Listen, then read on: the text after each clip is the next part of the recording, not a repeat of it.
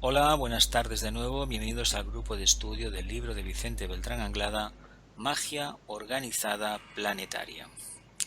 Hoy es martes 21 de diciembre, precisamente el solsticio de invierno, la entrada en Capricornio, y vamos a dar inicio a la sesión número 45 de este libro, de Magia Organizada Planetaria.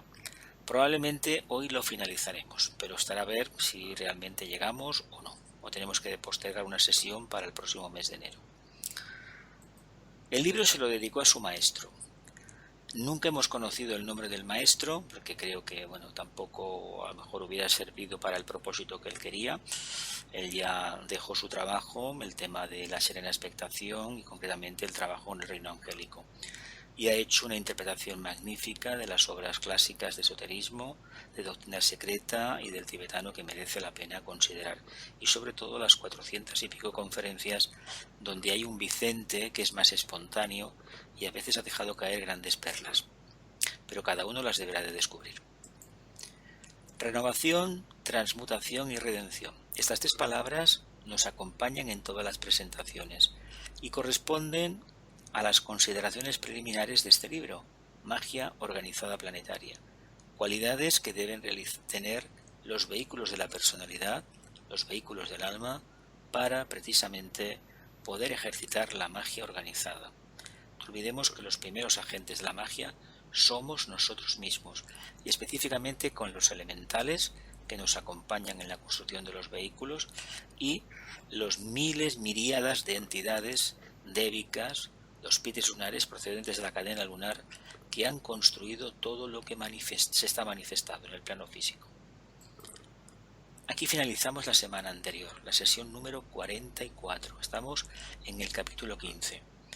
Hemos establecido claramente los dos tipos de magia. Esperamos ahora, después de haber definido a los tres principales órdenes de devas, acordaos, Agnisvatas del mental, Agnisurias del plano astral y Agnischaitas del plano físico.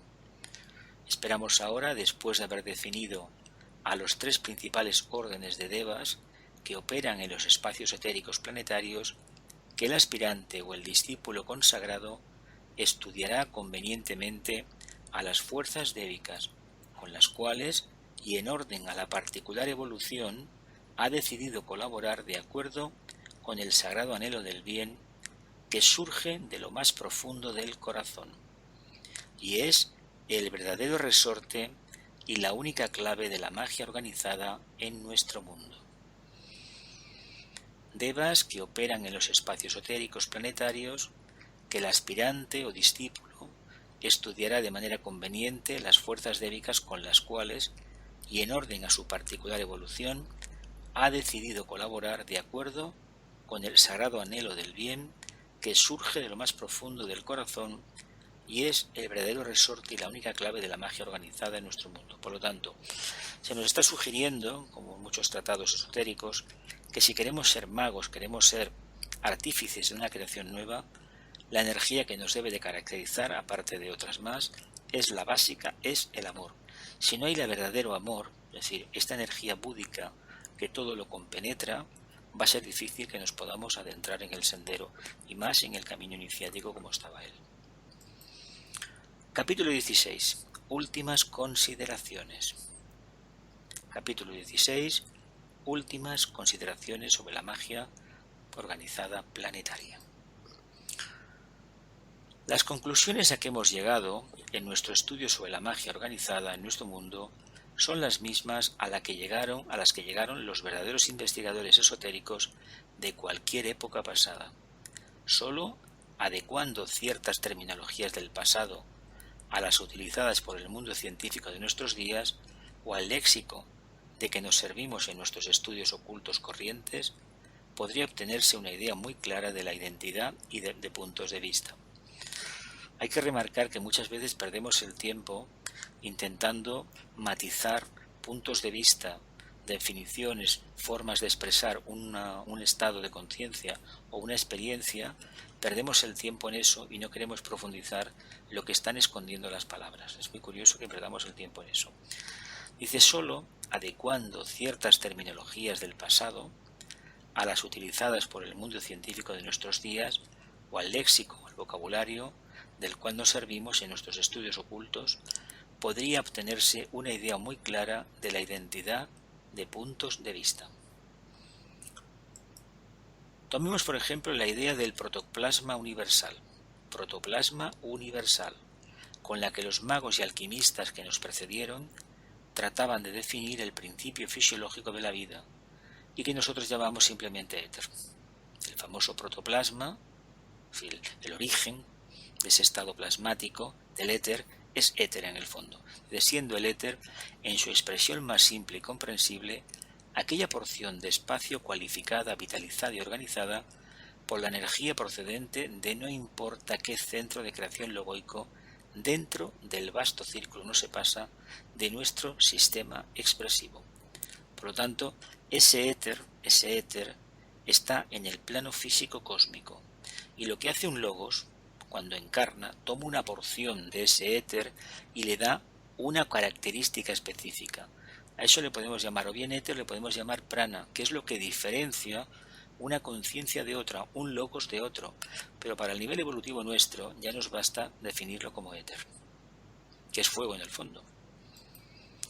Hay que observar también la notable analogía con los investigadores esotéricos de otras épocas, quienes sostenían que el protoplasma universal era sustancialmente denso y que los átomos, las células y cualquier cuerpo en el espacio no eran sino orificios o agujeros que creaban los logos taladrando el protoplasma universal. Releo. Hay que observar también la notable analogía con los investigadores esotéricos de otras épocas, quienes sostenían que este protoplasma universal era sustancialmente denso y que los átomos, las células y cualquier cuerpo en el espacio no eran sino orificios o agujeros que creaban los logos taladrando el protoplasma universal. Se dice que los logos van arrastrando sus mundos, sus planetas, sus globos de expresión, los sistemas solares, precisamente van rascando, como agujereando, como si fuera un queso, van pasándolo y espacio que van dejando se va cubriendo de prana, ¿no? del éter, esta sustancia. Bueno, nosotros esta experiencia no la hemos tenido, pero convendría que con el tiempo profundizáramos un poco. Dice, esta idea es idéntica, o cuando menos muy parecida, a la expuesta en muchos tratados esotéricos de nuestros días, cuando al hablar del proceso de creación o de construcción de universos, afirman que los logos, lo que explicaba antes, los logos cavan hoyos o llenan de agujeros el éter o gran coilón, el protoplasma universal, el gran coilón, el protoplasma universal. Estamos también totalmente de acuerdo con las ideas expuestas por los investigadores ocultos del pasado, en el sentido de que este protoplasma universal o éter es de naturaleza eterna y que una vez que los logos hayan alcanzado el punto culminante de su evolución, el universo que crearon entra, como en el caso de todos los cuerpos carentes de vida, en una fase natural de desintegración, y que invirtiendo el proceso creador vuelven a rellenar los hoyos cavados por los logos, y entonces el éter o protoplasma universal vuelve a su primitivo estado o naturaleza original, que es el espacio puro. Bien, dicho esto, deberíamos decir que nosotros, cuando desencarnamos, la energía de nuestros vehículos vuelve al depósito general. Eso lo hemos aprendido, ¿no?, en los libros de teosofía. Pues exactamente, salvando la distancia, la enorme distancia que hay con un logos, exactamente igual. Por eso la afirmación del Kybalión, como es arriba es abajo, es verídica. Funciona la analogía en el aspecto genérico, no en el detalle. Y finalizamos el capítulo 16. Y aquí, si queréis formular alguna pregunta sobre el protoplasma universal, el éter.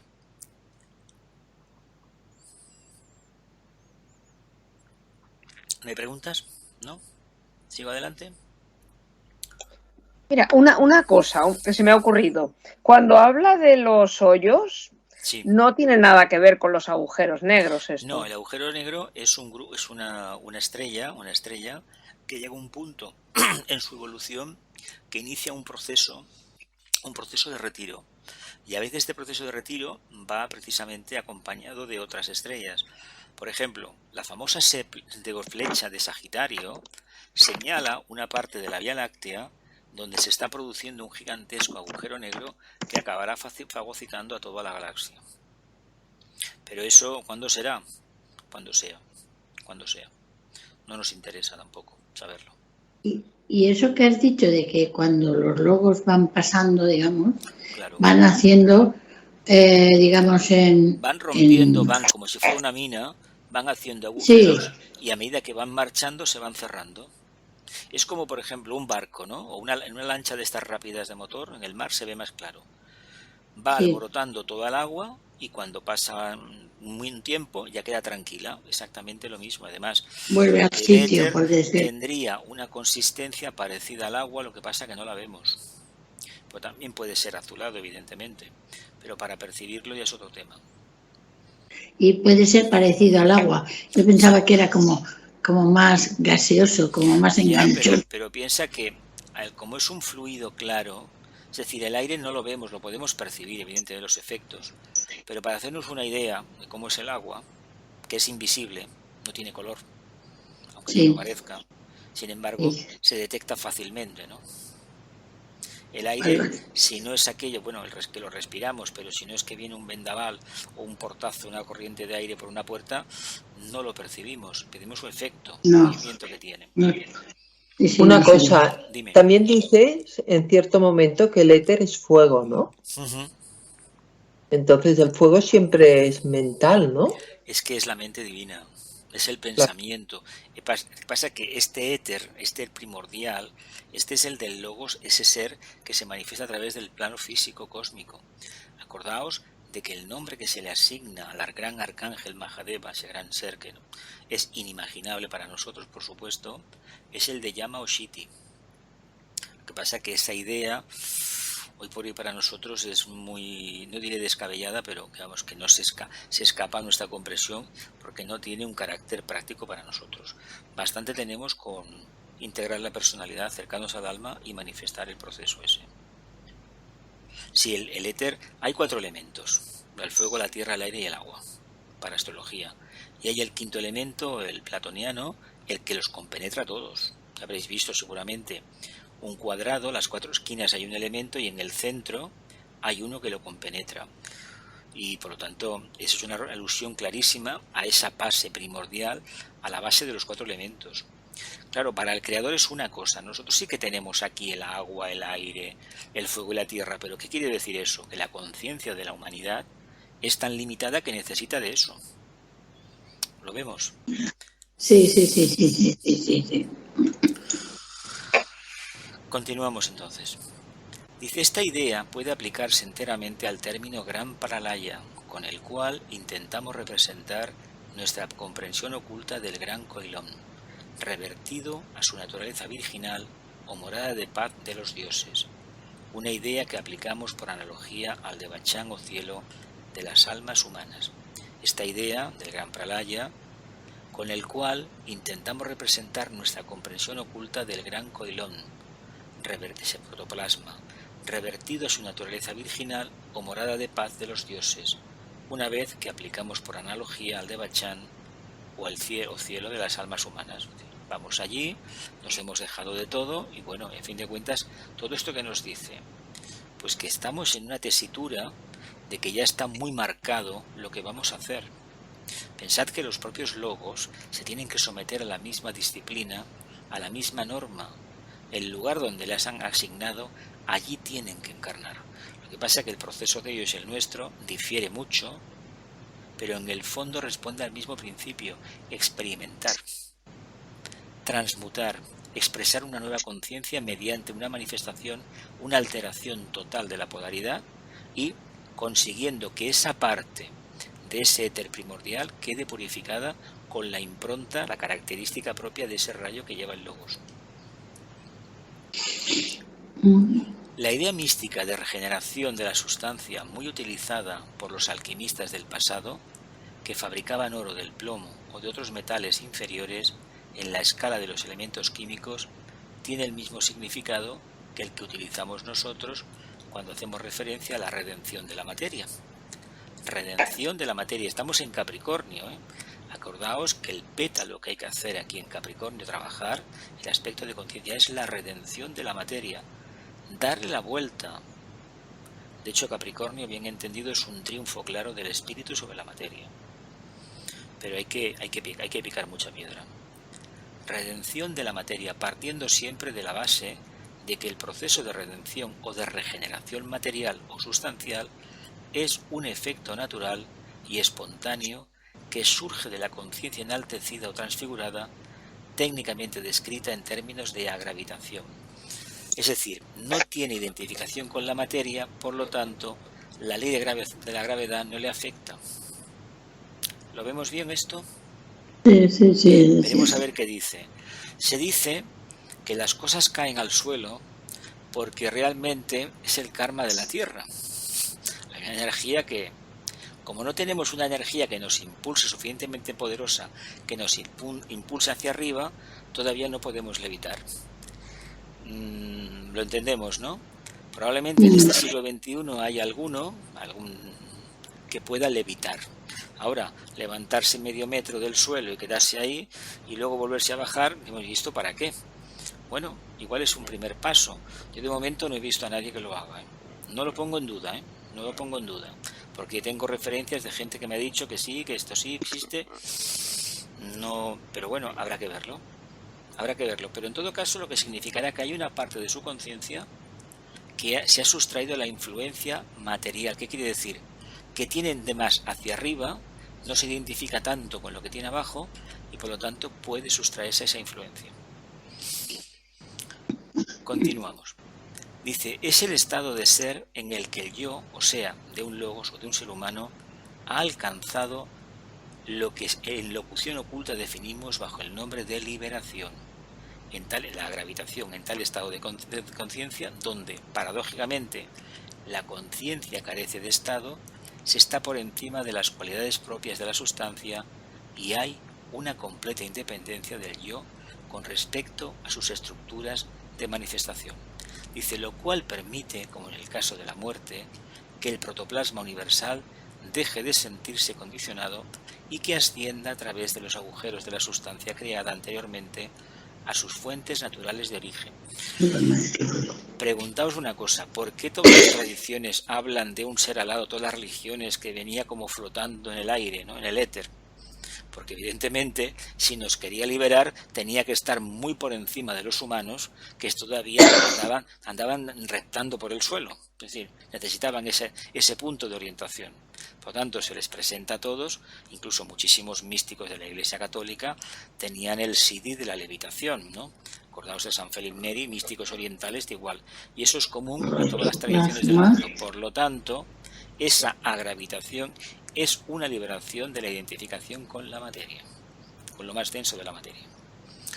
Dice, en tal estado de conciencia, donde paradójicamente la conciencia carece de estado, se está por encima de las cualidades propias de la sustancia y hay una completa independencia del yo con respecto a sus estructuras de manifestación, a la personalidad, lo cual permite, como en el caso de la muerte, que el protoplasma universal deje de sentirse condicionado y que ascienda a través de los agujeros de la sustancia creada anteriormente a sus fuentes naturales de origen, lo que hablábamos antes de que cada cosa volvía al reservorio original. Dice, la disgregación anticipada de la sustancia material es técnicamente regeneración o redención. Regeneración o redención. Disgregación anticipada de la sustancia material. La liberación espontánea y sin esfuerzo de la energía coherente del protoplasma que actuaba dentro de la misma. Por lo tanto, en la medida que nosotros alcancemos ese punto de vibración común al alma, estaremos transmutando los vehículos de la personalidad y consiguiendo liberar a los pitris que prisioneros han construido han rellenado el armazón con el cual nosotros nos manifestamos. Depende de nosotros y la primera responsabilidad nuestra es cuidar los vehículos de la personalidad y liberar a esos elementales, convirtiéndolos en no pitris lunares, sino encaminarlos hacia el pitris solar, hacia lo que es, en este caso sería el alma o una forma de hablar del ángel solar. A algunos les resultará algo difícil comprender la relación que existe entre los términos supremamente místicos de iniciación o liberación espiritual y redención material. Sin embargo, como podrá observarse si se analiza atentamente, ambos aspectos son consustanciales, pues no puede haber liberación del espíritu o del principio monádico sin que se produzca automáticamente un proceso de regeneración de la materia o de redención de la sustancia. A algunos les resultará algo difícil comprender la relación que existe entre los términos supremamente místicos de iniciación o liberación espiritual y redención material. De hecho, no puede haber iniciación si no hay redención material. En la primera, lo que estudiamos en el curso anterior, ni más ni menos la primera viene cuando la personalidad del cuerpo físico se ha transmutado, ha dejado las adherencias. Por lo tanto, se ha redimido, ¿no?, la sustancia esa. En la segunda se redime la sustancia emocional, el mundo emocional. Y en la tercera, lo que queda por redimir de la materia mental. Te hablaron en esos términos. Si no se consigue esto, no hay redención alguna. Sin embargo, como podrá observarse si se analiza atentamente, ambos aspectos son consustanciales, pues no puede haber liberación del espíritu o del principio monádico sin que se produzca de forma automática un proceso de regeneración de la materia o de redención de la sustancia. Lo mismo. Por eso en la cuarta iniciación, como es la mónada, el átomo búdico permanente, el que se manifiesta plenamente, con un poco del átomo átmico, se acaba destruyendo ese armazón interno. Los átomos permanentes acaban siendo liberados. ¿Qué quiere decir esto? Que ese cuerpo causal ya no será utilizado, ya se dependerá directamente de la mónada. Dice, este proceso de liberación, a la vez espiritual y material, es técnicamente magia. El poder al que aludían los grandes místicos del pasado, que hace nuevas todas las cosas. Este proceso iniciático de liberación, de redención de la sustancia, es técnicamente magia, el poder al que aludían los grandes místicos del pasado, que hace nuevas todas las cosas. La magia es, por lo tanto, el proceso insigne que sigue todo centro de conciencia para redimir la materia de sus cuerpos, de su condición gravitatoria y elevarla de su expresión tosca y rudimentaria al éter más puro y radiante, al protoplasma universal. La magia, por lo tanto, es el proceso insigne que sigue todo centro de conciencia para redimir la materia de sus cuerpos, de su condición y gravitatoria, es decir, que estén girando alrededor de lo más denso, y elevarla a de su expresión tosca y rudimentaria al éter más puro. En el fondo, ¿qué sería? Lo que hemos hablado antes con otro nombre, redimir la sustancia de un éter concentrado, no purificado, a un éter refinado.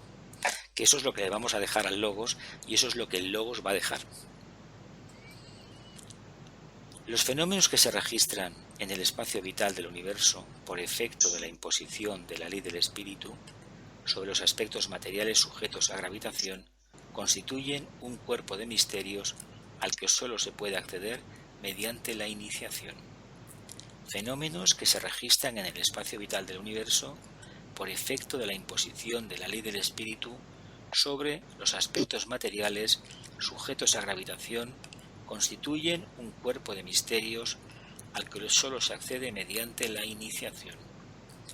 Si tratamos de profundizar en el sentido íntimo de la misma, surgirán nuevas ideas y más insólitos conocimientos en torno al concepto místico de redención o de magia aplicada que nos permitirá comprender, utilizando correctamente la analogía, que cualquier compuesto molecular, célula o átomo químico, por insignificante que sea, es un microscópico universo que se comporta idénticamente a como lo hacen los sistemas solares y cósmicos de la más elevada trascendencia, y que contienen en sus pequeñísimos, aunque completos esquemas atómicos, unas vidas y unas conciencias llenas de potencia creadora, cuya misión es reflejar, a través de sus minúsculos cuerpos de expresión, la ley infinita de redención de la materia, realizando con ello una función análoga a la desarrollada en su indescriptible grandeza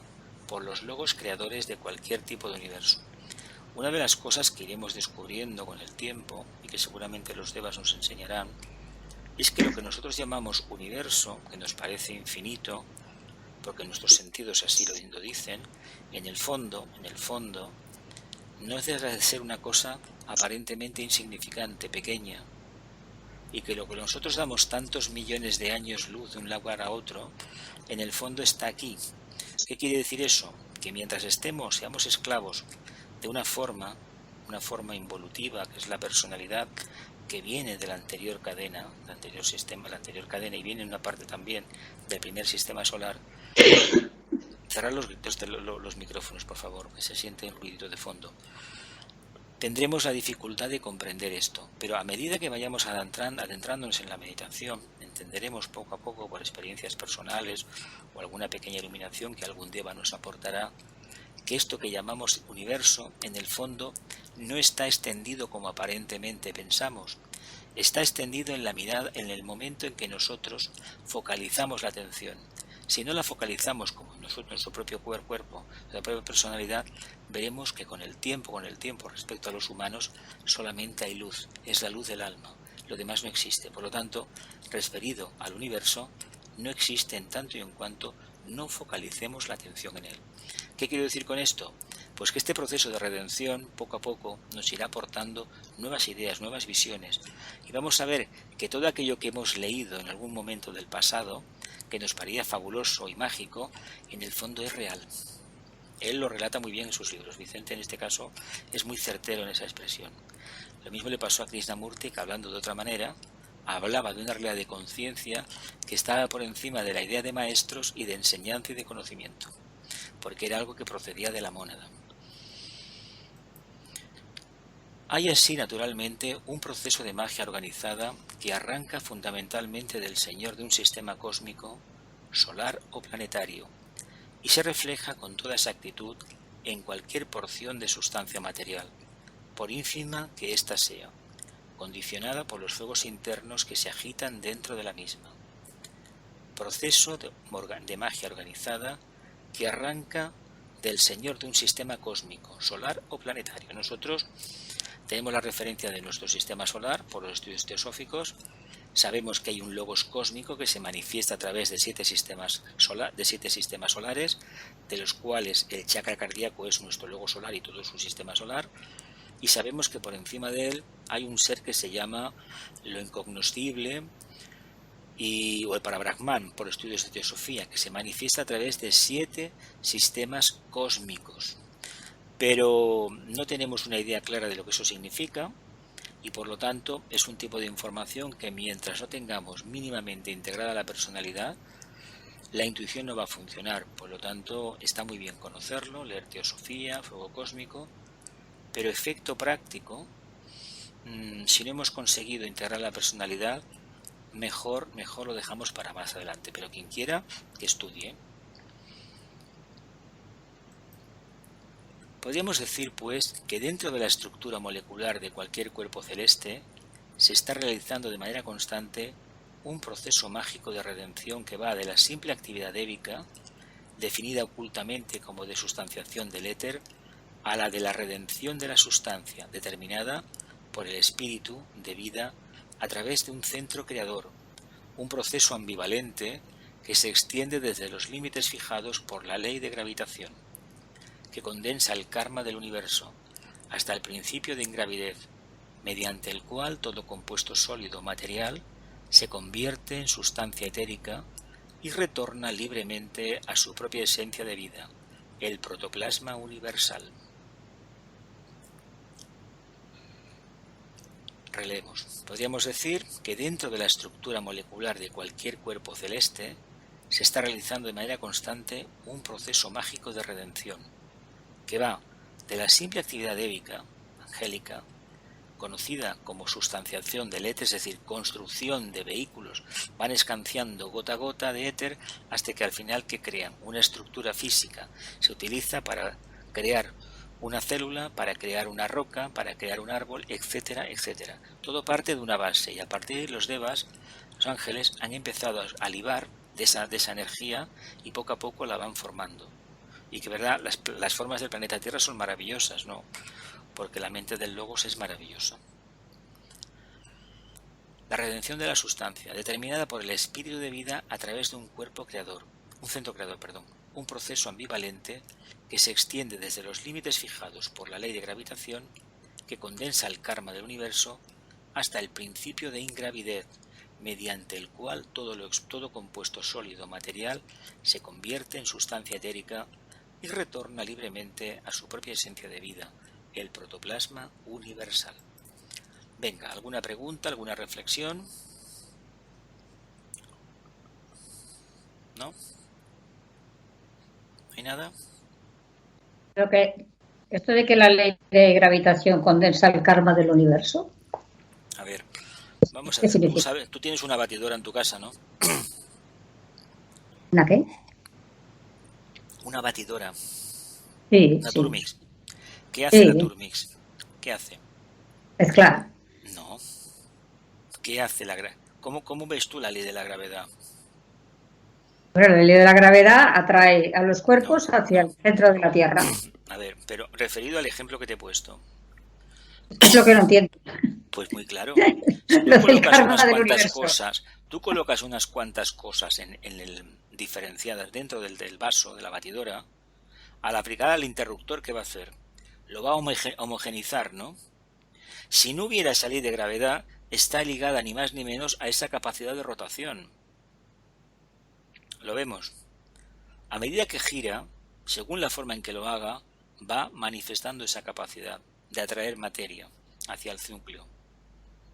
O sea, centrifuga. Centrífuga, y al mismo tiempo son dos movimientos en el caso de la batidora. Centrífugo, ¿y qué más? Y centrípeto, ¿no? Y centrípeto. Porque choca contra la pared y vuelve al centro. Nosotros en la Tierra, por mucho que subamos, ¿qué nos pasa? Si no podemos salir de determinada área, que ya la ley de gravedad no nos afecta, volvemos para abajo, ¿no? ¿Sí? ¿Qué le pasa a la conciencia que quiere despegar? Que tiene un cordón umbilical, una antacarana, denso, con aquello que les da soporte físico. Si no lo rompe por evolución, cada vez que intente subir hacia arriba, ¿qué va a tener al final? Una caída, ¿no? Un bajón. Eso los humanos lo vivenciamos de manera maravillosa en el día a día. Crisis, etcétera, etcétera. Pero llega un momento que eso se rompe. Es decir, la conciencia da un giro y aquello hacia lo cual tenía encaminada la vista, la aparta. Y va hacia lo más elevado. Y a partir de ahí se inicia una nueva aventura.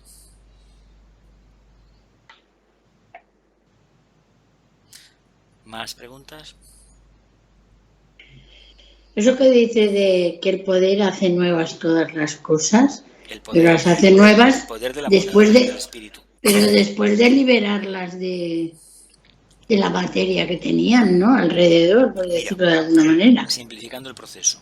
Mientras tengamos apegos emocionales, mentales o físico-etéricos, no habrá ese poder. Ese poder en una primera etapa es del alma, que hablamos mucho de ella y no sabemos qué es.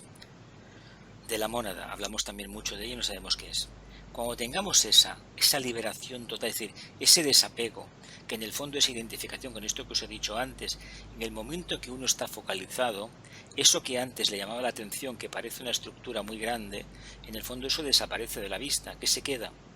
Se queda con una percepción que él mismo, el propio interesado, está sustanciando dentro de sí mismo. Tiene como una comunicación directa.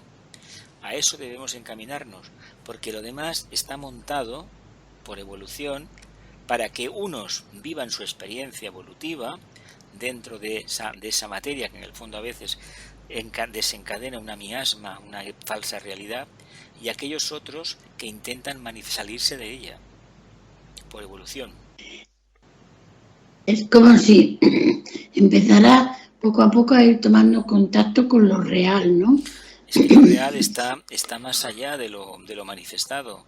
Lo manifestado no es que es una fotografía, una imagen, y con los conocimientos que tenemos de computación, de programas informáticos, software, sabemos que la realidad hoy en día, lo que aparece por televisión, a ver, hay auténticas maravillas, ¿eh? Hay a veces que sí que se descubren los trucos, pero está tan bien hecho todo que dices, caramba, pues así trabajan los ángeles y trabajan logos, ¿eh?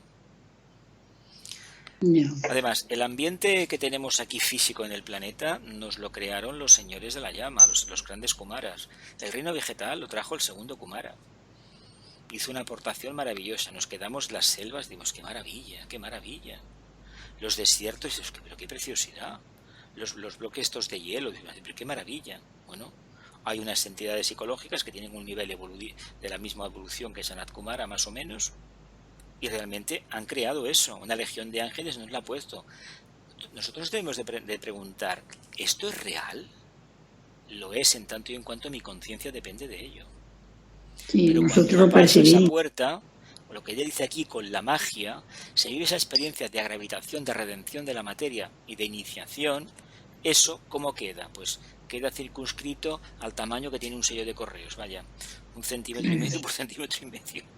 Queda relegado Nada. todo. A ver, ¿qué era esto? Pues esto era algo que era muy importante. Además, el ejemplo del sello de correos, fijaos, una cosa que era muy importante, una carta de papel y toda aquella historia. Hoy en día esto, técnicamente, ¿cómo ha quedado? Relegado, ¿no? Es la evolución de la humanidad.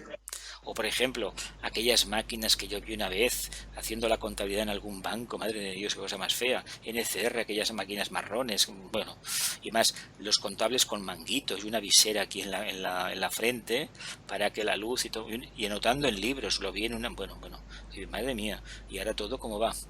Y espérate en el futuro cómo irá. No sabemos. De cabeza a cabeza, ¿no? Bueno, de mente a mente. ¿alguna pregunta más y continuamos, familia? No, pues venga.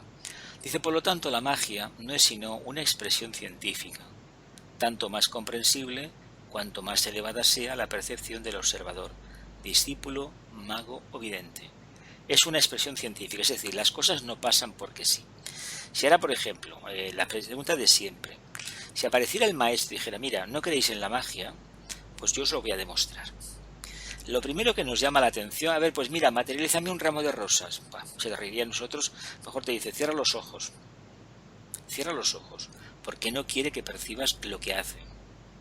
No es nada más, que automáticamente en la mano tienes un manojo de rosas, por ejemplo. Dices, caramba, ¿pero qué ha pasado aquí? Bueno, él conoce el mantra de invocación a un tipo de ángeles que le va a hacer ese trabajo.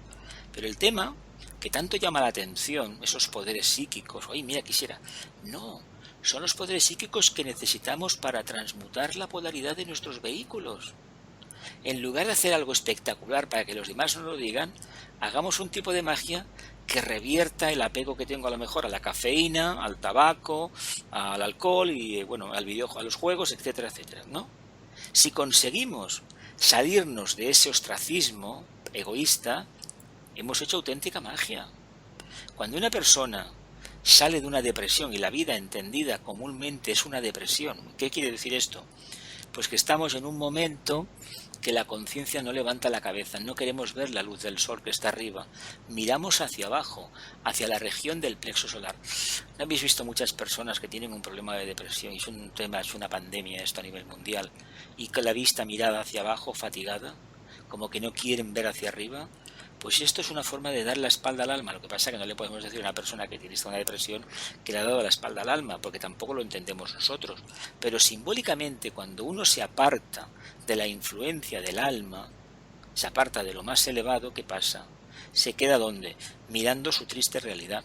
Es una forma de entender el proceso, pero no lo justifiquemos con esta explicación, ni mucho menos, ¿eh? Es una cuestión karmática y muy dolorosa además.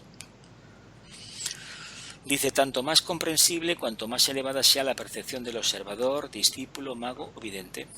Lo que para uno puede ser una cosa lógica, por ejemplo, el que tengamos trenes circulando por debajo de tierra en las ciudades. Si esto nos lo hubieran dicho hace 200 años, o al señor Stephenson cuando desarrolló la Rocket, el primer ferrocarril, aunque hubo antes otros modelos, la primera máquina de vapor aplicada precisamente al motor de vapor, al tren, más o menos fue esta, aunque en las minas hubo otras. Si a este señor le hubieran dicho que esas máquinas irían a los kilómetros que van ahora y que harían lo que están haciendo y los túneles hacen lo que hacen, etcétera, etcétera, y que irían automáticamente dirigidos por un robot, le han dicho, no, usted está loco. Si eso lo explicásemos a uno que no tiene información académica de cómo se construye un tren, etcétera, etcétera, esto es un acto de magia, ¿no? Bueno, pues la magia, esotéricamente hablando, parece eso, pero en el fondo es un proceso científico, es decir, se ha partido de lo más concreto y poco a poco se ha ido sustanciando hasta que al final se ha conseguido. Es como los satélites artificiales o la estación espacial. El anhelo que tenía la humanidad de salir fuera del planeta, al final lo consiguió. El anhelo que tenía la humanidad de establecer comunicaciones instantáneas con todo el mundo, y al final tenemos fibra óptica de 1 giga y no sé cuántas cosas, y de ahí ya de terabyte y todo. Imaginaos. ¿Dais cuenta los cambios que estamos viviendo? Todo eso, decimos, es magia, es ciencia. Por lo tanto, la magia de la que habla él, la realidad planetaria, es ciencia. Es aplicar la prueba del error, acierto, error, e investigar. Lo que pasa es que nosotros preferimos creer antes que investigar o conocer. Continúo. Así pues, la magia fue practicada siempre, y cuanto en el pasado el vulgo designó como milagros o efectos sobrenaturales, no era sino la aplicación consciente de ciertos elevados conocimientos científicos, con repercusión en los mundos invisibles, etéricos y psíquicos. Así pues, la magia, practicada siempre, y cuanto en el pasado el vulgo designó como milagros o efectos sobrenaturales, no era sino la aplicación consciente de ciertos elevados conocimientos científicos, con repercusión en los mundos invisibles, etéricos y psíquicos. Todo es ciencia. ¿Por qué la imagen de los maestros se dice que después de tanto tiempo tienen un aspecto joven, el que tenían cuando recibieron la iniciación, la quinta? ¿Por qué? Porque ellos están fuera de ese problema de atracción material, están fuera de la influencia del karma, están fuera de la influencia de la gravedad. No hay en ellos partículas que generen sombra. Se dice que si apareciera el maestro delante, no generaría sombra. ¿Qué quiere decir esto? Pues que es luz, es un cuerpo de luz. Nosotros, vayamos donde vayamos, va la sombra con nosotros. Resulta que es esa parte que no nos gusta, pero sin ella no podemos vivir todavía. Hemos de hacer este proceso mágico de redención, este acto mágico de vida. Fue practicada siempre y cuando en el pasado el vulgo, la población sin orientación, designó como milagros o efectos sobrenaturales, no era sino la aplicación consciente de ciertos elevados conocimientos científicos, con repercusión en los mundos visibles, etéricos y psíquicos. ¿Qué creéis que han hecho las religiones organizadas desde tiempos inmemoriales? De vez en cuando, para mantener la feligresía contenta, ¿qué hacían? Hacían un supuesto milagro. Esto es achacable a las culturas orientales, occidentales, de América, etcétera, etcétera, de todo el mundo. Se hacían sacrificios, se hacían una serie de historias, había buenos astrólogos, predecían, por ejemplo, un eclipse y lo disfrazaban como una maldición de un dios. Y era un cuento para reclamar más dinero para el templo. De hecho, hay películas que tocan este tema de la época de los faraones. Hay una muy buena que se llama Faraón, que merece la pena que la veáis. Dice, la magia tiene un origen cósmico y se pierde por ello en la noche de los tiempos. Y desde que la humanidad inició su proceso evolutivo en este planeta, hubo siempre hombres inteligentes, de mente clara y perfectamente organizada, que practicaron la magia como un sistema natural de adaptación a la vida. Sistema natural de adaptación a la vida, la magia. A ver, que aprendiéramos en un momento de la evolución que nos teníamos que lavar las manos y que para tocar una herida teníamos que hacer una asepsia total, ¿no os parece un acto de magia? Esto de, por ejemplo, a través de una pequeña cánula introducirnos en el cuerpo de un ser humano y hacerle operaciones increíbles, o dentro de un feto, y hacer operaciones de cerebro a un feto, y decimos, caramba, un embrión, ¿cómo es posible? Oye, pues esto se hace ya. Y no solamente eso, sino que se puede dirigir la operación desde Boston a cualquier hospital del mundo que tenga el equipo necesario. Eso no es un acto de magia, es un acto de magia, pero tiene una explicación científica, igual que los cambios que nosotros podamos realizar. Continuamos.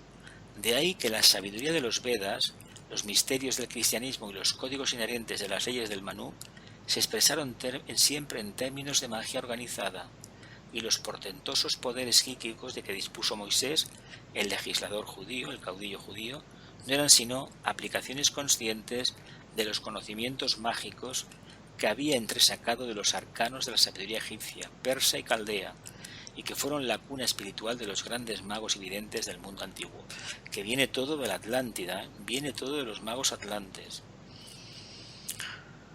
Releo. De ahí que la sabiduría de los Vedas, los misterios del cristianismo y los códigos del Manú se expresaran siempre en términos de magia organizada y los portentosos poderes psíquicos que dispuso Moisés. Acordaos del famoso cayado, la vara aquella que tenía Moisés, el cayado aquel, el bastón este que le acompañaba, irradiaba, bueno, prácticamente como si fueran ultrasonidos, rayos láseres, vamos, algo increíble, irradiaba luz, ¿no? Pero bueno, estas son historias que tienen su explicación científica. No eran sino aplicaciones conscientes de los conocimientos mágicos que había entresacado de los arcanos de la sabiduría egipcia, persa y caldea, y que fueron la cuna espiritual de los grandes magos y videntes del mundo antiguo.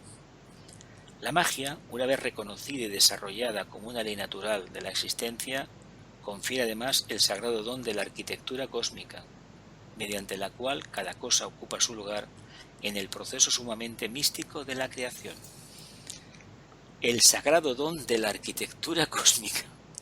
La magia, una vez reconocida y desarrollada como una ley natural de la existencia, confiere además el sagrado don de la arquitectura cósmica, mediante la cual cada cosa ocupa su lugar en el proceso supremamente místico de la creación, el poder de construir formas mentales que sirvan a nobles propósitos. Lo vamos a dejar por ahí a ver qué nos da, qué nos amplía esto del don de la arquitectura cósmica. Es el don de la divinidad como supremo arquitecto del universo, que han de adquirir los grandes discípulos iniciados para completar su perfección planetaria, que esto me imagino que será una sexta, séptima para arriba, por lo tanto está ahí. Pero si somos capaces de construirnos nuestros propios vehículos reformándolos continuamente, estamos siendo influenciados por ese don de la arquitectura cósmica, a nuestro nivel, por supuesto. Una de las maneras más sencillas de exponer el principio de la magia organizada, aunque quizás la más difícil de ser realizada, es la de saber situarse psicológicamente en el centro de cualquier cuestión. Antes os he hablado, no me acordaba de lo que ponía aquí, os había hablado de que si nosotros consiguiéramos abstraernos y focalizarnos en lo más sublime, en este caso sería lo que es la tríada espiritual o la mente abstracta, veríamos que todo lo que está alrededor no es como lo que pensamos, sino que es una cosa diferente. Por lo tanto, saber situarse psicológicamente en el centro de cualquier cuestión. Ese es el punto neutro de que tanto hemos hablado, de la atención plena, de la serena expectación. Pero ese estado contemplativo todavía no se da de manera espontánea y en amplia escala, porque estamos imbuidos, ¿por qué? Por todas aquellas adherencias que son precisamente esclavas de la ley de la gravedad, que nos tienen atados a unas situaciones psicológicas que fuimos generando en vidas pasadas y que en algunos momentos queremos desembarazarnos de su influencia, pero por otro lado nos sentimos prisioneros y a veces nos sentimos contentos y a gusto con lo que estamos viviendo. Si estuviésemos situados psicológicamente en ese centro, en el punto neutro, veríamos que estamos viviendo un artificio. Y a partir de ahí tomaríamos otra decisión, un cambio. Mientras no reconozcamos de verdad que vivimos en un artificio, los cambios no vendrán, Dice, este es el don inapreciable de la oportunidad, al que Sócrates, el gran filósofo, definió como la más elevada forma de inteligencia al alcance del hombre. Por eso él que nos enseñó el arte de la mayéutica, ¿os acordáis, no? La analogía. El hecho de establecer analogías, ¿qué hace? Va construyendo un entramado que poco a poco, ¿qué nos va dando? Nos va dando ese don de la arquitectura cósmica. Para eso lo enseñó. Ir poco a poco, construyendo. Tú tienes un punto de vista, yo tengo otro, y se trata de no bajar nunca el nivel. Ir subiendo. Una escalera de caracol, el método socrático es eso. Y cuando se llega a un punto que ya no se puede avanzar más, uno se calla, se queda quieto y esperar que venga una oportunidad mejor para la conciencia y expresar un punto de vista que enriquezca, pero nunca acabar la reunión con una tontería que hunda por completo lo que hemos construido. Sabéis que ahora no se da tanto, pero cuando estábamos en la asociación, nosotros, incluso en otros sitios, siempre había alguien que por alguna gracia especial, cuando estábamos acabando, soltaba una cosa que para él era muy importante y lo que conseguía era hundir por completo el trabajo que se había realizado. ¿Os acordáis de esto, no? Dice, cuando un hombre ha logrado adquirir el don psicológico de la oportunidad, encaja perfectamente entonces en el ambiente social que le corresponde y desde entonces debe desarrollar y su actividad creadora su verdadera y correcta labor social de engarce con los valores cósmicos. El discípulo es discípulo e iniciado en tanto y en cuanto sabe estar en su medio. No lo encuentra ni divertido o no divertido, es lo que toca realizar.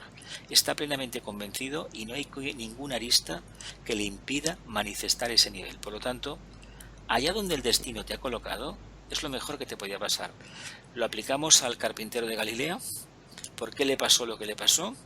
Porque él tenía que demostrar al mundo que hay una energía poderosa de cohesión que es la energía del segundo rayo, el amor. Y que el amor del Padre, en contra de los códices judíos, lo que suelen decir que es poco menos que una maldición, es infinitamente puro. ¿Qué quiere decir esto? Que hay otra oportunidad. Hay una ley de reencarnación. Le quitaron esta parte a las Sagradas Escrituras y han dejado una cosa que francamente es una condenación.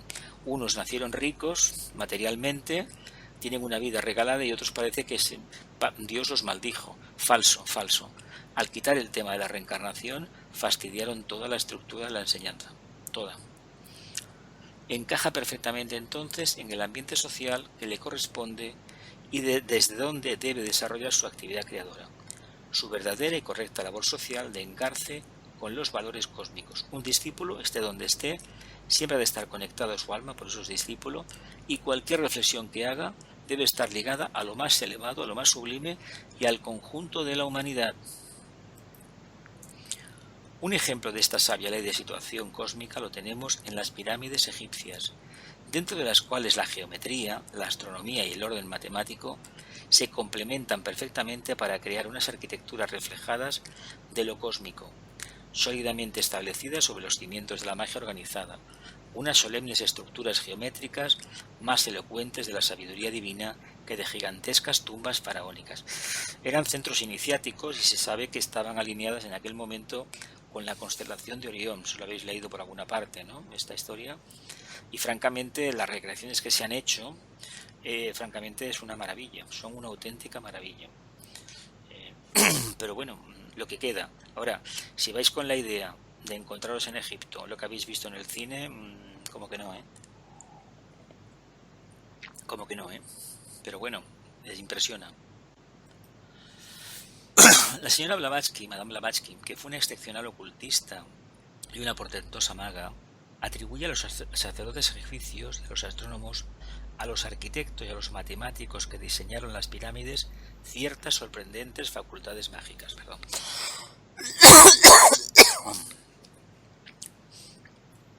Ciertas sorprendentes facultades mágicas.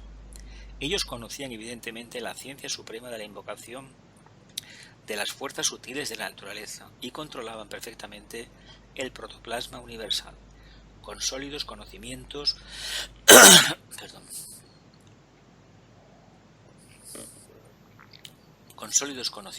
de las leyes de la proporción cósmica y sagradas medidas áureas o solares que los grandes devas transmitieron en lejanas épocas a los hijos de los hombres. De hecho, Vicente cuenta en este libro, no sé, pero en los misterios del yoga y alguno más, que los tenían un conocimiento del sonido, que entonando ese sonido las piedras perdían el peso, que las piedras eran fabricadas con otras piedras y con arena, se aplicaban ciertos mantras y evidentemente aquello se solidificaba.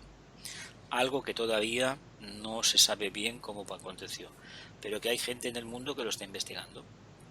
Bueno, tenemos otra etapa de preguntas, venga.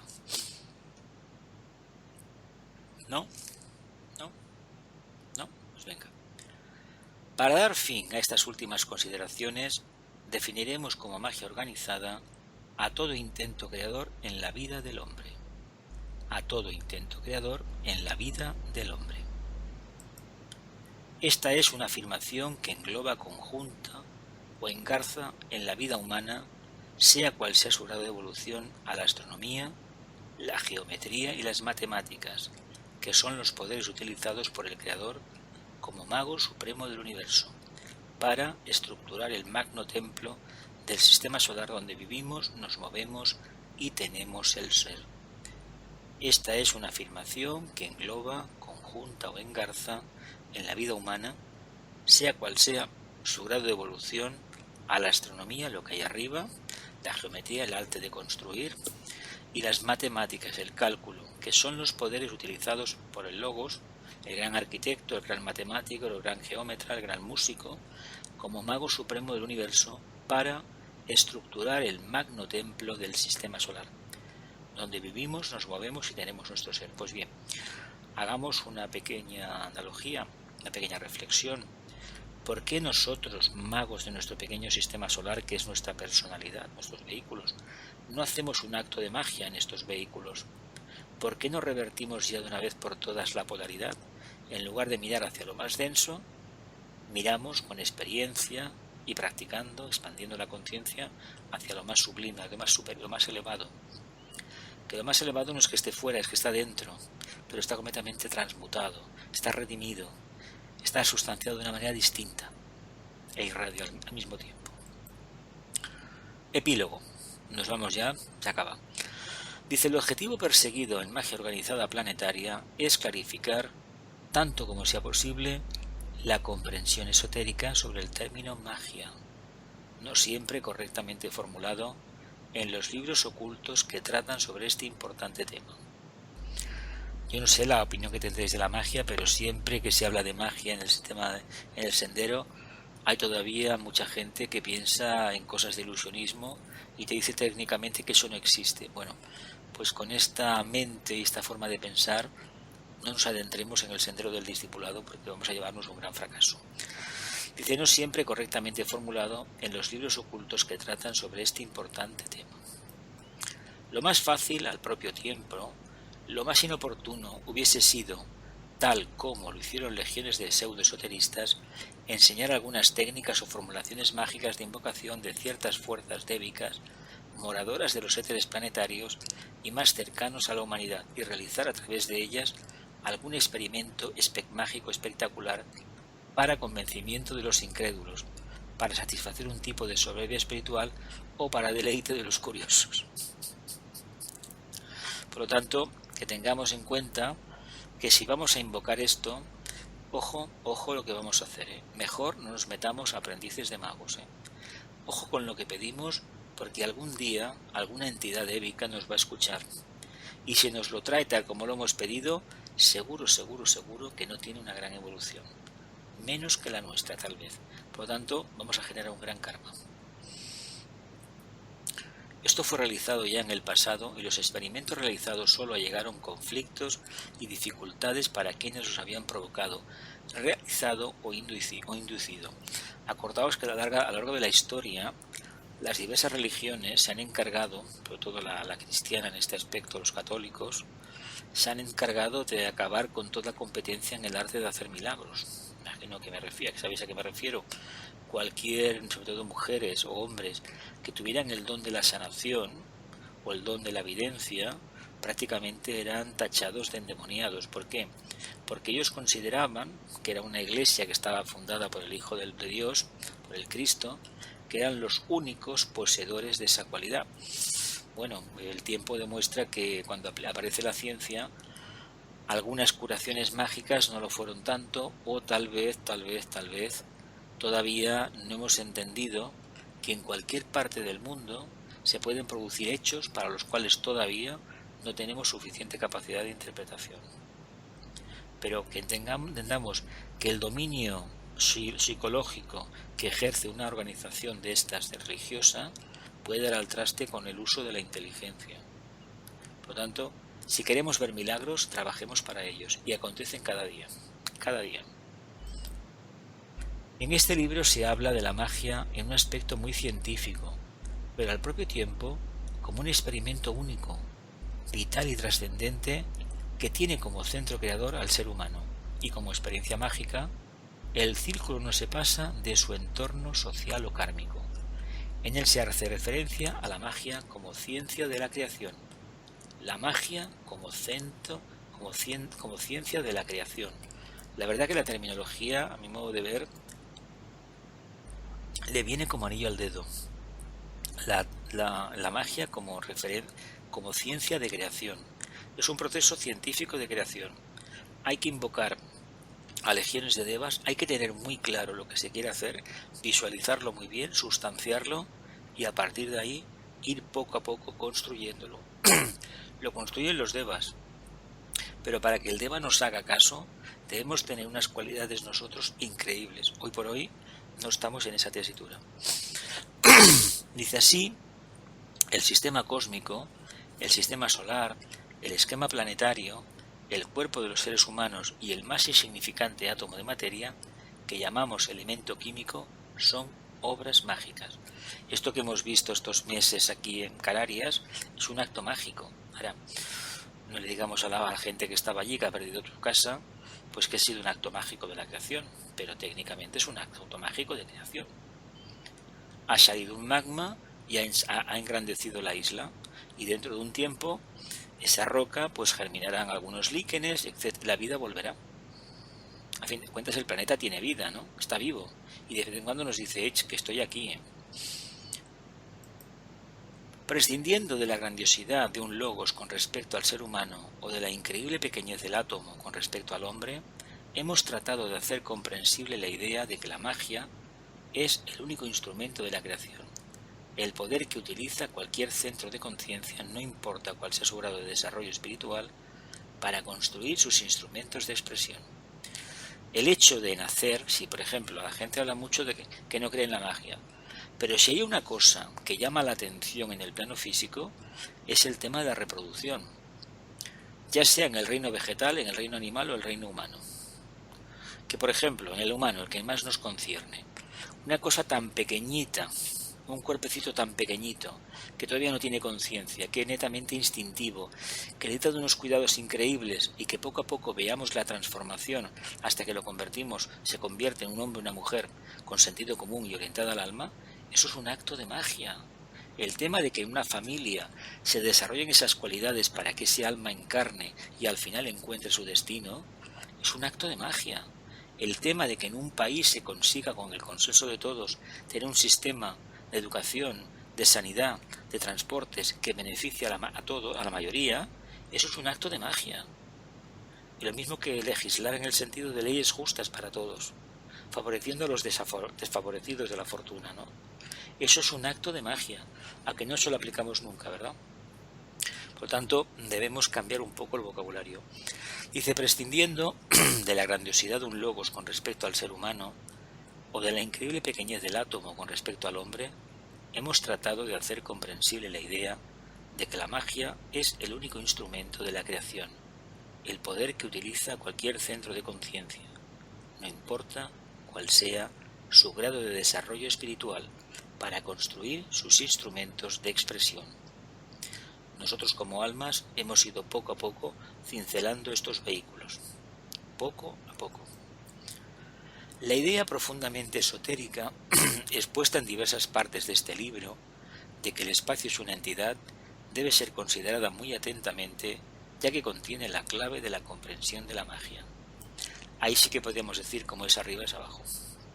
Todo lo que entendemos por universo y que la ciencia, como os he comentado, abarca y dice que es bueno que se pierde, en el fondo algunos dijeron, no, tiene, cuidado el ruido, por favor, tiene forma de esfera, se contrae y se expande cíclicamente. Ahora vienen las preguntas. ¿Alguna aclaración, familia, antes de continuar? ¿No? ¿No? El reconocimiento del espacio, seguimos en el epílogo, como de infinito depósito, lugar de creación y archivo perenne y fidedigno de todas las posibles creaciones, amplía enormemente el concepto de espacio, elevándolo por encima de todas las conclusiones científicas. El reconocimiento del espacio como infinito depósito, lugar de creación y archivo perenne y fidedigno de todas las posibles creaciones, amplía enormemente el concepto de espacio, elevándolo por encima de todas las conclusiones científicas. Por lo tanto, hemos de entender que el espacio es una entidad, tiene vida propia. Si eso lo entendemos así, entenderemos muchas más cosas.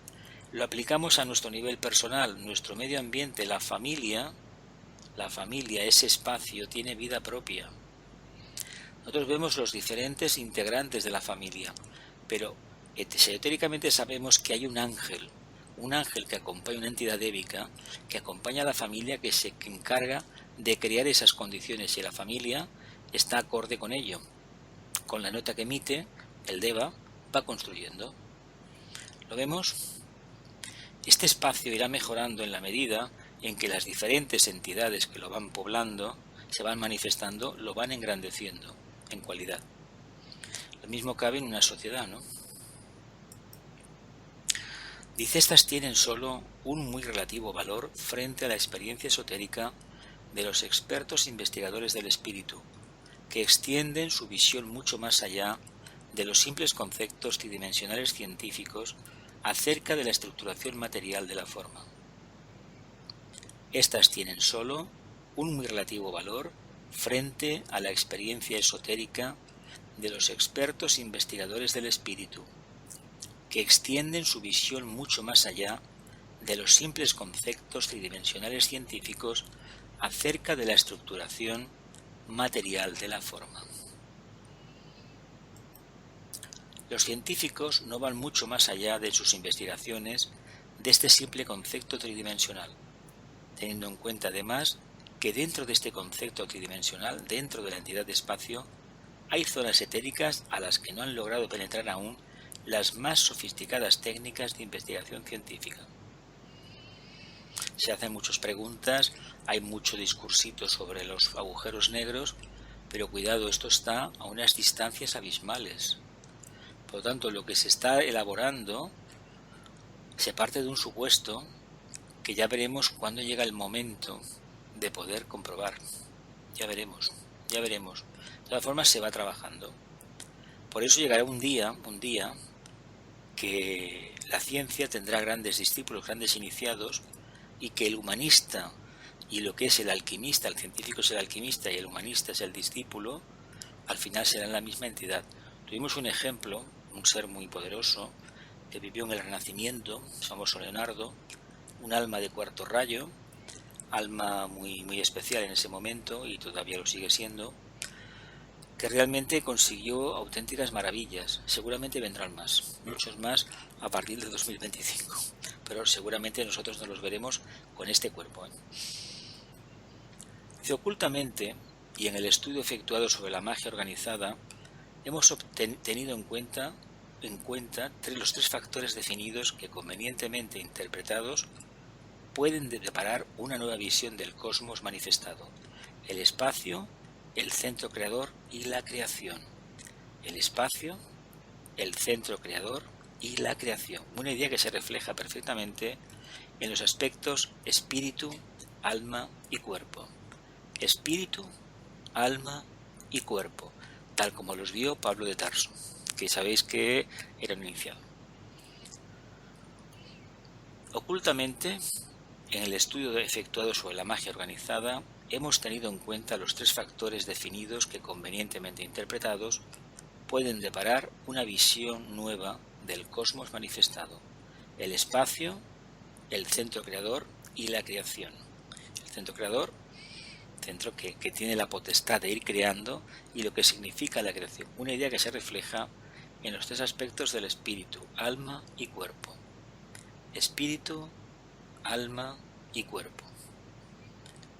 El espacio, que le llamamos cuerpo. Al centro creador, que le llamamos conciencia, o le llamamos espíritu. Y a la creación, que le llamamos alma. Después en las preguntas lo aclaramos, vamos a dejarlo así, aquí falta una I. El espacio será siempre infinitamente más grande que todas las creaciones, por colosales que sean, galácticas, cósmicas, solares o planetarias. El centro creador deberá solicitar siempre reverentemente de la entidad de espacio un lugar o un hueco para poder realizar su creación, o, hablando en términos muy humanos, su proceso de encarnación cíclica. La creación dependerá lógicamente de la evolución espiritual alcanzada por los logos o centros creadores. Hay una entidad que quiere encarnar. Para encarnar hay que los logos piden permisos a sus mentores. En el caso de los logos de la Tierra, del logos solar, se sabe que discípulo avanzado del logos de Sirio decide encarnar, permiso de las Pléyades, aspecto femenino, aspecto masculino, la Osa mayor, intermedio de la Osa menor, todo el sistema de Sirio, y se le da una parte del brazo de Orión para que encarne, ¿verdad? Y acaba encarnando. Él mismo vivencia este proceso.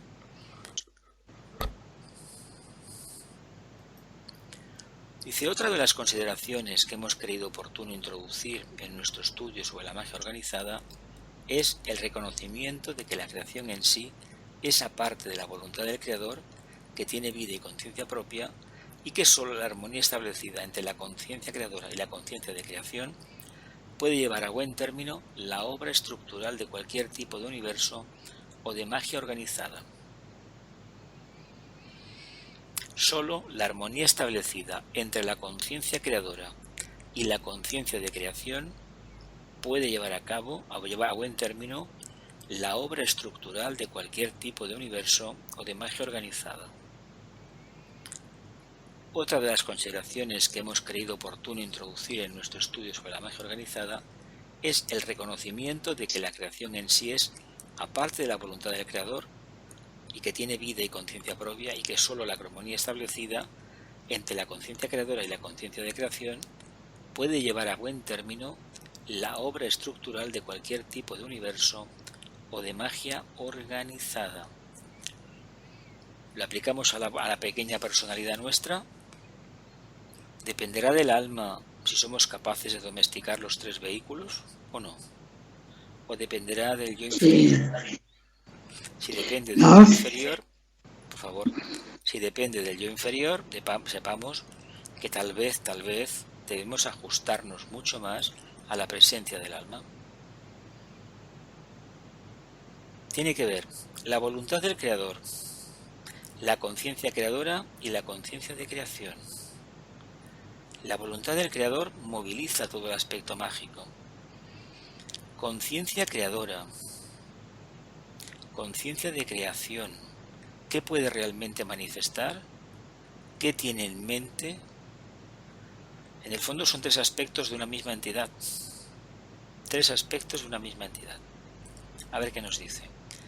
Por tal razón, y para ayudar en la interpretación mágica de la vida humana, que hemos hablado de los cuerpos o vehículos que utiliza el hombre para manifestarse en los 3 mundos del esfuerzo humano, mental, astral y físico, en términos de entidades o de vidas cualificadas a las que tenemos ocultamente hablando el deber de controlar, armonizar y redimir. Por tal razón, y para ayudar en la interpretación mágica de la vida humana, hemos hablado de los cuerpos o vehículos que utiliza el hombre para manifestarse en los 3 mundos del esfuerzo humano, el mundo mental, el astral y el físico, en términos de entidades o vidas cualificadas a las que tenemos ocultamente hablando el deber de controlar, armonizar y redimir. Para analogía, tiene que ver con lo que hemos hablado antes.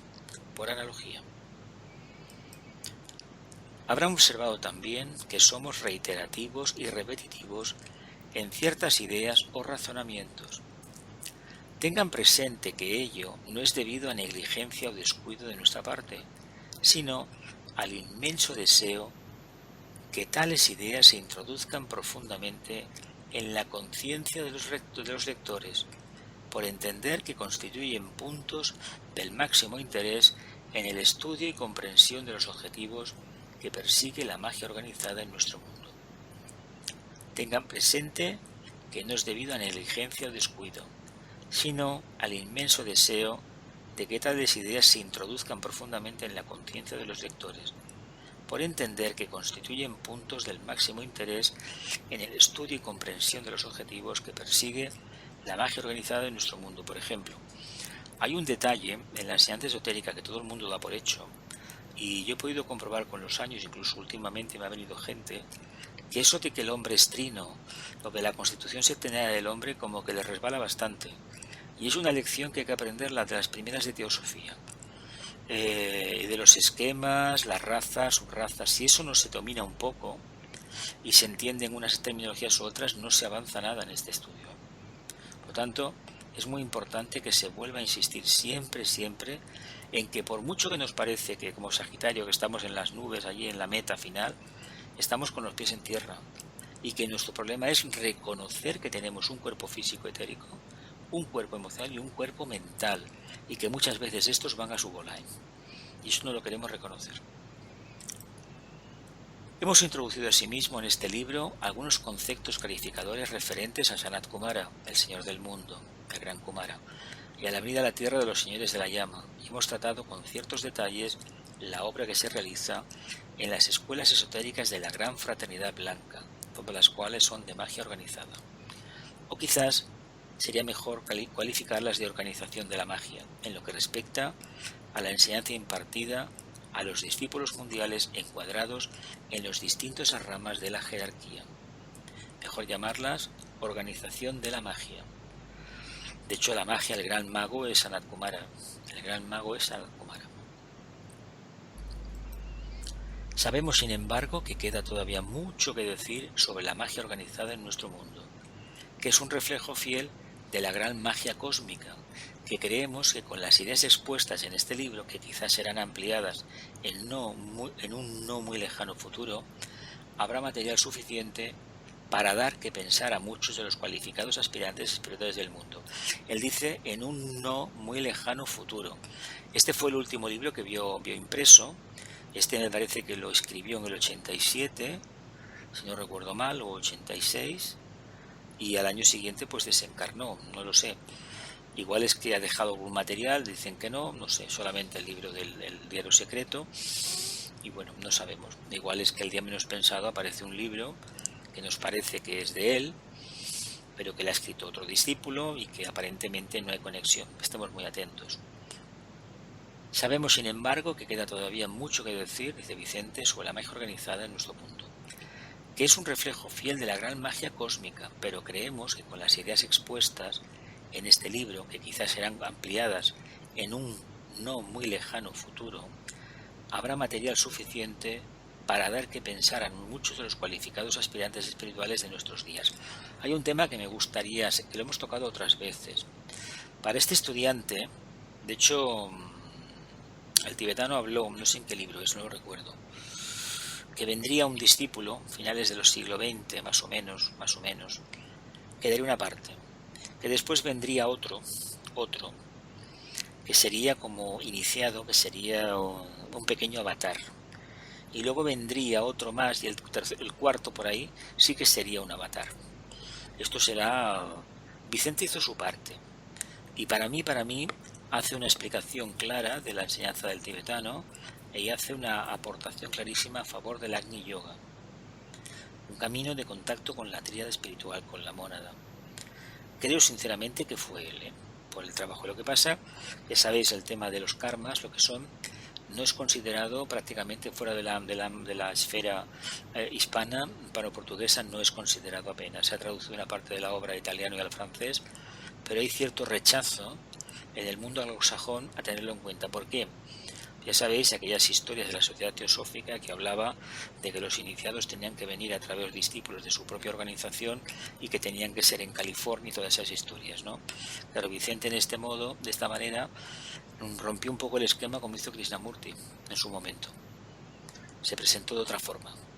Y claro, eso ha ido en detrimento del reconocimiento. Pero tal vez, quién sabe si él mismo aparece con otro aspecto y realmente lo hace, porque para mí, ya os lo he dicho muchas veces, es un maestro.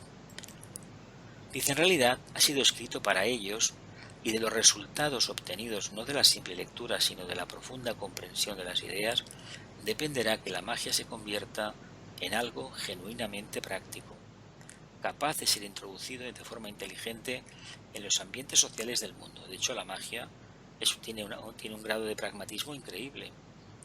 Si fuésemos auténticos magos, las condiciones planetarias en el planeta serían otras. Pero para eso hay que tener amor. Hay que reivindicar el propio karma, y por ahí no queremos pasar. Bueno, se acabó. Es con esta convicción y firme esperanza que dejamos a un lado la pluma y hundimos nuestro pensamiento en las profundidades infinitas de la serena expectación solar. Solar, ¿eh? Infinita, serena expectación solar. Releo. Es con esta convicción y firme esperanza que dejamos a un lado la pluma y hundimos nuestro pensamiento en las profundidades infinitas de la serena expectación solar. Madre mía. Por eso para mí este hombre, este ser, este discípulo, es un maestro. Bajo el signo de Géminis, Barcelona, 1987. Fue el último que vio publicado. Lo publicó Árboles Ciencia. Él conocía a los editores. Bueno, para mí, muchísimas gracias, don Vicente Beltrán Anglada. Venga, preguntas, familia. Hemos acabado. Hemos tocado muchos temas, muchísimos. Oye, sí que Vicente ha hecho caso de eso que has dicho antes, de que siempre al final hay que acabar con la energía bien alta, Ha acabado Claro, bien alta, Claro que ha acabado bien alto, y de la forma que lo está diciendo, para mí, humildemente, es mi opinión, bueno, para mí es un maestro. No por la experiencia que yo tuviera con él, y eso es otro tema, sino porque ya lo veía así, y aparte que en mi caso lo puedo decir porque, bueno, si estoy aquí haciendo lo que estoy haciendo, no recuerdo que me lo haya dicho directamente, pero sé que me enseñó mucho, y como me enseñó muchísimo en los planos internos, pues evidentemente creo sinceramente que muchas de las cosas que hago las estoy haciendo porque en cierta medida hubo una especie de conocimiento interno, de acercamiento a él, no a nivel de personalidad porque ya no estaba en el plano físico, pero sí que a mí me ha aportado muchísimo. Yo no creí que iba a dedicarme a esto al final, sino que iba a continuar con mi trabajo en la arcana, y que bueno, pues los libros del tibetano sí lo veía plausible, pero lo demás no. Pero surgió de manera espontánea, y la verdad es que descubrí la ligación con él. La descubrí, pero bien descubierta. Ya la tenía, por todo lo que me enseñó en los años 90, la verdad es que ya la tenía. Pero fue algo maravilloso lo que vino después. De hecho, yo contacto con él. El primer libro que se hizo, que fue... El primer libro fue el Agni Yoga. Hicimos el Agni Yoga, ¿no? E hicimos también, bueno, hemos hecho varios, que lo que yo quiero empezarlo en enero, pero de otra manera, literalmente todo el texto. Hicimos 2 años, creo, los misterios de Shambhala, y lo que vamos a hacerlo es de otra manera. Vamos a empezar de la primera parte, y luego tenemos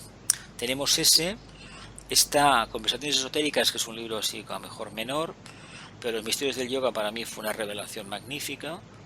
Y también este otro, el Agni Yoga, que era un libro que se presentaba con muchísima dificultad, y para mí fue un tesoro, un auténtico tesoro lo que descubrí. Y a partir de ahí no ha parado para nada, no ha parado la expansión. Y luego tenemos el Tratado de los Ángeles, luego hay 414 o no, son 40, no sé cuántas, son un montón de conferencias. A ver, que la tenemos que trabajo para todo, bueno, estamos en Capricornio, ¿no? Tenemos la montaña de la iniciación ahí. Bueno, ¿tenemos miedo a subir a la montaña? ¿Nos animamos a ponernos las pilas y semana tras semana trabajar en esto? ¿A que no? ¿Tenemos miedo? No, ¿verdad? Venga, los demás que dicen.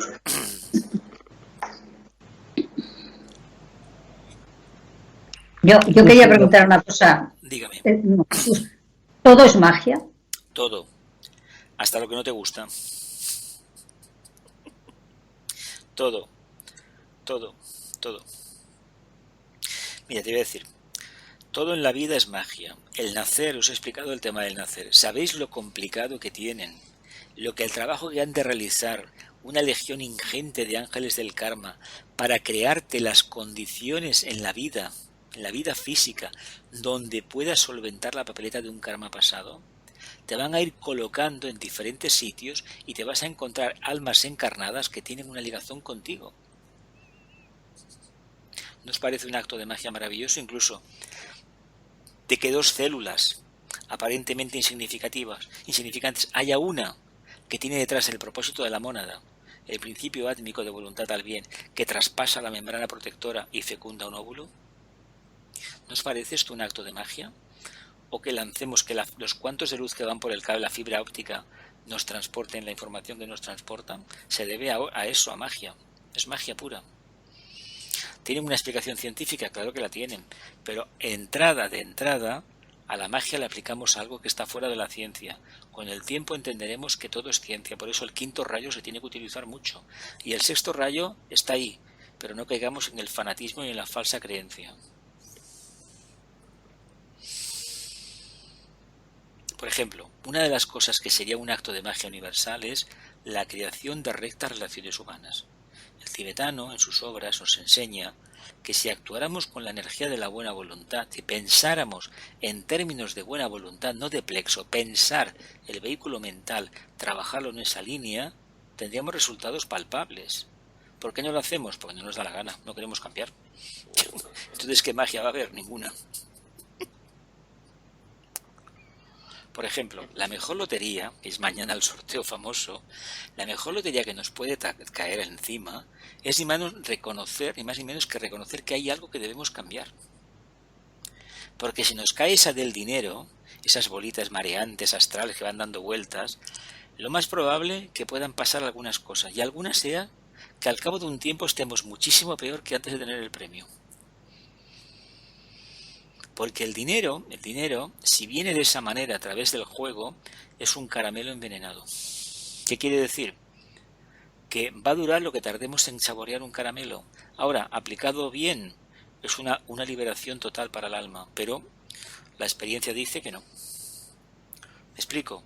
No, de otra manera, no podemos dar el don, la jerarquía no puede dar el don de la magia, así como si no puede regalar.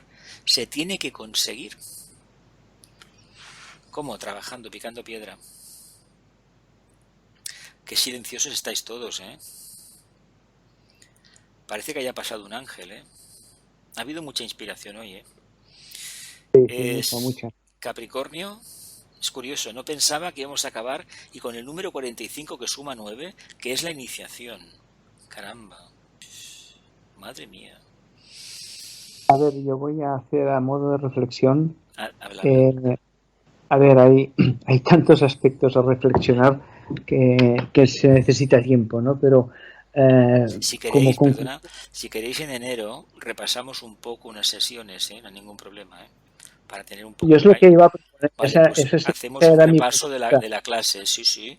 Podemos. ¿Qué interesa más? El tema del protoplasma, porque es una cosa bastante como novedosa, porque es una terminología que él no utiliza. Esto hablaban, por ejemplo, más bien los cabalistas, los alquimistas del pasado, que está todavía en libros que están por ahí, evidentemente están ahí. ¿De qué aspectos os interesaría hablar? A mí ha habido un momento, Jesús, que me parecía ciencia ficción lo que me explicabas.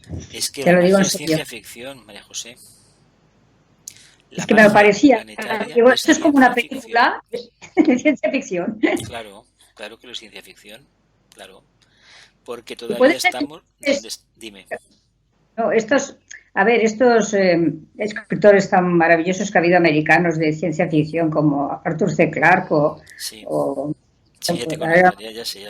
Raymond, no me acuerdo. Sí. ¿Tuvieran alguna inspiración que viniera de esto? Porque de su propia alma, en la mayoría de los casos, pero tú piensas que, por ejemplo, para que el señor Shakespeare, hay una controversia en esto, Bacon Shakespeare tuvo que ser se cree que fue un maestro de la jerarquía, el famoso que se conoce. Roger Bacon. Sí, el Roger Bacon, que es el Rakotsi, el Mahachohan en estos momentos. Evidentemente los textos de Shakespeare, de Lope de Vega o de Calderón de la Barca, a ver, el tema de la vida es sueño, solamente lo puede tocar de esa manera alguien que realmente tiene una experiencia iniciática, ¿no? Es decir, es como, por ejemplo, se habla mucho de la Sagrada Familia, pero el hecho de coronar una torre, hacer un homenaje a la materia, a la madre, le llama a la Virgen, pero la Virgen es la materia, que es la estrella que se encendió esta Navidad, se ha encendido hace unas semanas, el día precisamente de la Inmaculada, de la materia, del alma, de la Virgen. Pero cuando esté encendida la torre grande, que realmente tendrá 170 metros, el 170 son precisamente el 8 es el número del Cristo, y por lo tanto entendamos que esa cruz que va a haber encima, tiene además lo que hemos hablado, tiene 4 brazos y uno hacia arriba, tiene los 4 elementos y el éter que lo compenetra todo, si se acaba haciendo. Yo creo que se hará porque es un atractivo turístico y deja muchísimo dinero al Estado español, vamos a ser sinceros. Pero si esto se mira con la perspectiva de la enseñanza esotérica que nos explica Vicente, este hombre, siempre que conocimos con ese nombre de ese arquitecto, que murió de aquella manera tan rara, murió como un iniciado, os lo digo abiertamente. La forma que tuvo de morir anónima y un poco, vamos, rocambolesca el señor Gaudí es propia de iniciados, sin hacer ruido. No que yo todo el mundo contemplando, no. Una cosa nimia. ¿Y venía de dónde? Venía de misa, de la parroquia de San Felipe Neri. Es decir, pero sus formas creaciones, a mí a veces viéndolas, me parece el astral, una visión astral muy grande. Se sabe poco de él. Yo escuché hace años que era vegetariano, había sido vegetariano, no lo sé exactamente. Pero sí que tenía una mirada como de estar continuamente en un estado de conciencia que no era precisamente el de vigilia. Como si tuviera un puente entre un lado y otro. Y además, todo lo que ha hecho en aquel momento la gente no lo entendió. De hecho, estuvieron a punto de derribar algunas de las grandes casas del Paseo de Gracia en su momento, en la época de Porcioles. Pero la verdad, lo que nos ha quedado es una auténtica maravilla. Hay que quitarse el sombrero continuamente.